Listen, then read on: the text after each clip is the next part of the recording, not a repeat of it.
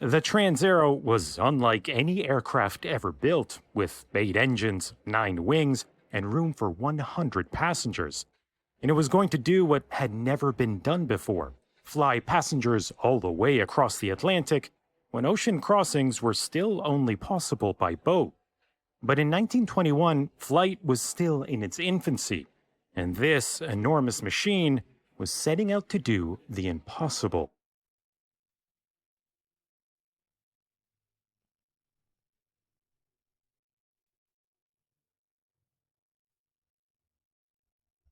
For centuries, traveling from Europe to North America meant crossing the Atlantic aboard a ship. And in the 18th century, it took a sailing ship weeks to make the journey. In the 19th century, faster and more reliable steamships could make the crossing in just over a week. By the 20th century, enormous steam turbine ocean liners could cross the Atlantic in a matter of days. But after centuries of progress, ships had more or less reached their limit. Ocean crossings weren't going to get much faster. And it was right around this time that some were beginning to look to a new technology. In June of 1919, 2 daring British aviators, John Alcock and Arthur Brown, set out to cross the Atlantic in an airplane. Taking off from the tip of North America aboard a heavily modified World War I-era bomber, the 2 pilots barely survived fierce North Atlantic storms, failing equipment, and even a crash landing in Europe. But they made it, completing the world's first non-stop flight across the Atlantic in just 16 hours. They received a hero's welcome. But despite their achievement, regular passenger-carrying flights across the Atlantic were at least another 20 years away, because in 1919, aerodynamics and the mechanics of flight still weren't fully understood. But a pioneering Italian aircraft builder by the name of Giovanni Caproni wasn't going to wait around. In the same year that Alcock and Brown made their first non-stop crossing, Caproni was already overseeing the construction of an enormous transatlantic airliner, a flying boat he dubbed the CA-60 Trans-Aero. While Alcock and Brown's plane carried just the 2 daring pilots, Caproni's flying boat would accommodate 100 passengers along with a crew of 8.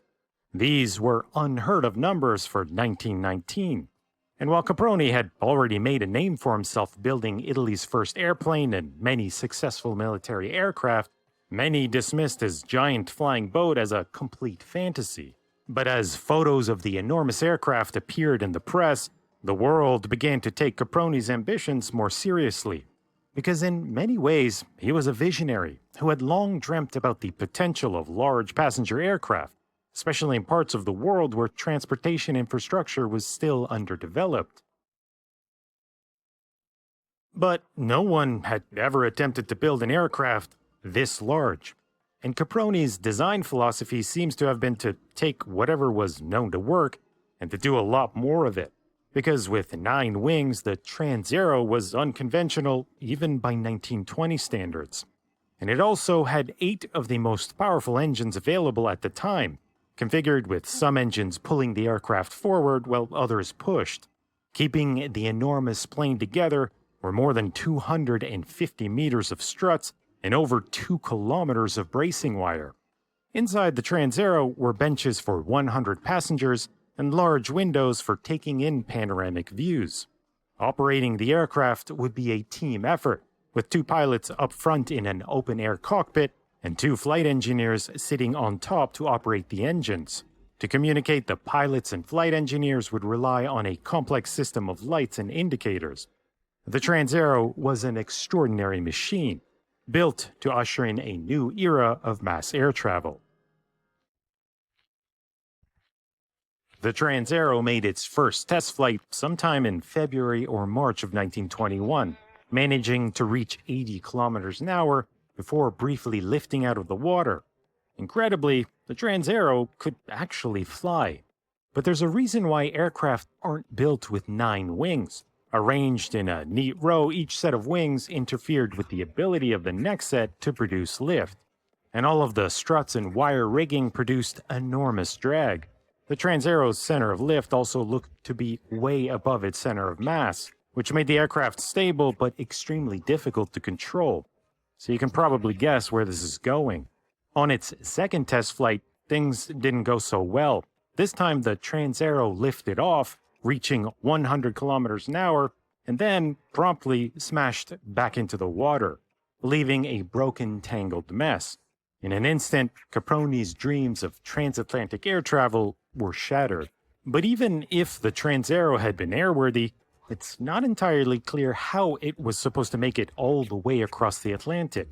With a cruising speed of just 130 kilometers an hour and a range of about 600 kilometers, the journey from Italy to America would have taken days, requiring at least a dozen refueling stops, many of which would have been in the middle of the Atlantic, where taking on fuel from a waiting ship would have been impractical, if not dangerous. But Caproni firmly believed that mass air travel was the future. And he had the right idea, but at the wrong time, because the Trans-Aero was a plane designed to do what was still impossible in 1920.